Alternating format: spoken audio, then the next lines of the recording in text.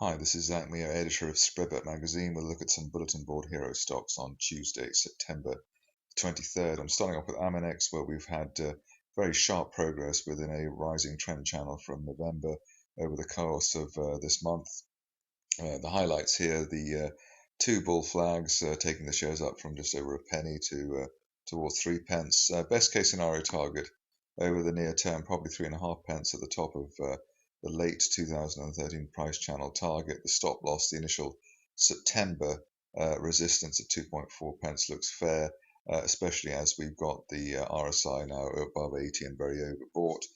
Probably looking for some, at least a minor dip towards the 2.5, 2.4p zone to cool off the RSI.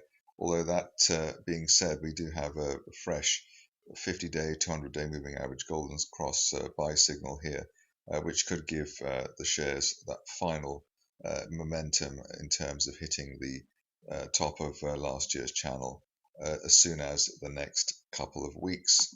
Next up is a situation which a lot of private investors have been waiting to bubble up for quite some time. Looks like we're finally there in terms of an extended base which has been there in place on the daily chart since April.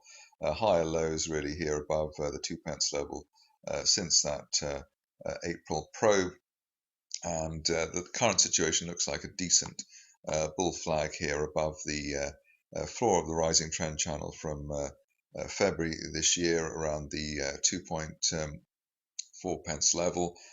Decent flag here, which is also above the old resistance from July.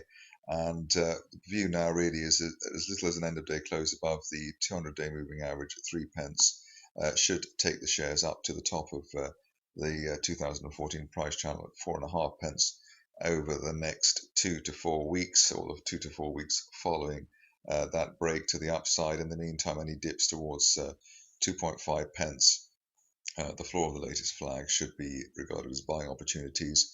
Stop loss on the whole idea, maybe an end of day close back below the 50-day moving average at 2.28p. Finishing off with yesterday's big mover, and that was Touchstone Gold.